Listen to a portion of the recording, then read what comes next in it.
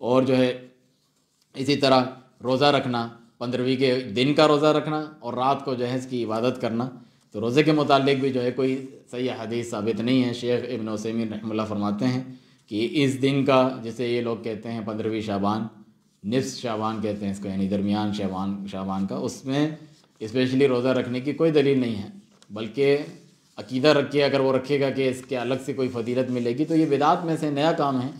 بلکہ نبی کریم صلی اللہ علیہ وسلم نے صحیح حدیث میں کہ جو شخص روزے نہیں رکھتا وہی شخص اسپیشلی روزہ رکھے گا جو عام طور پہ روزے نہیں رکھتا کہ مجھے اس کی فضیلت پہ رکھنا ہے، جو نہیں رکھتا اس کو 15 شعبان کے بعد سے روزے رکھنا منع کیا، تاکہ ایسا نہ ہو کہ وہ نڈھال ہو جائے اور رمضان کے جو فرض روزے ہیں اس کے بھی لائق نہ رہیں، اس سے منع کیا ہوا ہے۔ جس طرح رمضان سے 1-2 دن پہلے رمضان کی تعظیم میں روزہ رکھنا، حالانکہ رمضان کی بڑی تعظیم ہے لیکن عبادت اپنی مرضی سے کرنے کی اجازت نہیں ہے کہ 1-2 دن پہلے میں استقبال رمضان کے روزے رکھ رہا ہوں، بڑے شان والا مہینہ ہے، کوئی جائز نہیں ہے، بغیر سنت کے کوئی چیز ثابت نہیں ہوتی۔ اسی طرح 15 کے بعد جو ہے ان کو رکھنا منع کر دیا۔ آگے یہ فرمایا جو رکھتا آ رہا ہے تو وہ رکھیں، جو ویسے ہی رکھتا ہے تو وہ رکھے۔ اسی طرح اس کی رات کو قیام کے لیے مخصوص کرنا، شیخ ابن عثیمین رحمہ اللہ فرماتے ہیں وہ بھی ثابت نہیں ہے، عام راتوں کی طرح رات ہے تو اس کو عبادت کے لیے خاص کرنا ثابت نہیں ہے۔ جو ویسے ہی تہجد پڑھتا ہے تو وہ پڑھے۔ آپ یہ سوچیں گے پہلے جو ہم نے درس دیے تھے بدعات وغیرہ کے رد میں، اس میں تو علماء منع کرتے ہیں کہ بدعتیوں کی مشابہت اختیار نہ کرو، جس طرح شیخ صالح الفوزان حفظہ اللہ نے کہا کہ رجب میں وہ لوگ اگر عمرہ کرتے ہیں، تمہاری نیت نہیں ہے کہ ان کی طرح تم اسپیشل عمرہ کر رہے ہو، لیکن ان سے مشابہت اختیار کرنے سے بچنے کے لیے اس کو ڈیلے کر دو، ان کے سے ایسا نہیں بننا چاہیے۔ اور یہاں پر کس طرح وہ اجازت دے رہے ہیں، اس کی وجہ یہ ہے کہ رات جو تہجد کی نماز ہے وہ تو کوئی نہیں دیکھتا، وہ تو آپ روزانہ گھر پہ پڑھتے ہیں، وہ جو بالکل ظاہر مظاہر ہوتے ہیں سامنے، جس طرح یہ شب معراج منا رہے ہوتے ہیں یا پھر جو ہے عمرہ انسان کرنے جاتا ہے،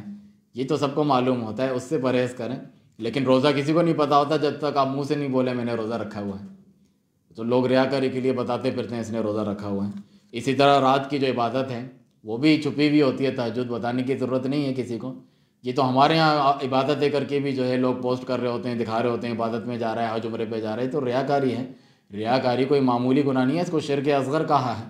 آپ کے اعمال برباد کر دے گا جو آپ کر رہے ہیں دکھانے کے لیے غیروں کو، اور جو ہے پوسٹ بنا رہے ہیں اور ادھر ادھر پوسٹ کر رہے ہیں۔ سلف صالحین تو کتنا پرہیز کرتے تھے۔ کتاب التوحید میں پہلی ہی جو حدیث ہے اس میں 2 تابعین کا قصہ ہے کہ ایک نے کہا کہ رات کو جو ستارہ ٹوٹ کے گرا تھا تم نے دیکھا؟ اس نے کہا ہاں میں نے دیکھا تھا، لیکن ساتھ میں اس نے کلیئر کر دیا میں کوئی تہجد پڑھنے نہیں اٹھا تھا، مجھے بچھو نے ڈس لیا تھا اس لیے میری جو ہے آنکھ کھل گئی تھی، پھر میں نے دم کیا۔ اس کا مطلب وہ لوگ بچتے تھے، یہ نہیں کہ کچھ نہیں بولے گا تو یہ رات کو اس نے ستارہ دیکھا تھا یہ تو تہجد پڑھتا ہوگا رات کو۔ وہ اپنے کو اس چیزوں سے دور رکھتے تھے کہ دکھلاوے کے لیے یہ چیزیں نہیں کرتے۔ ہمارے تو تسبیحاں ہاتھ میں پکڑی ہوتی ہیں صوفیوں کی طرح اور پڑھ رہے ہوتے ہیں، باتیں کر رہے ہیں، گالیاں بھی دے رہے ہیں، پان گٹکا ٹھوسا ہوا ہے اس نے، تو یہ تو واضح ریاکاری ہے۔ یعنی اس کا مطلب ہے میں ذکر کر رہا ہوں نا اللہ کا، یعنی تسبیح، تو تم بتا رہے ہو کہ میں اللہ کا ذکر کر رہا ہوں، ثابت ہے آج ڈیجیٹل قسم کی بنائی ہوئی آج کل لوگ یوں کرتے رہتے ہیں، دباتے رہتے ہیں، کہیں زیادہ جلدی قبول ہوتی ہے وہ۔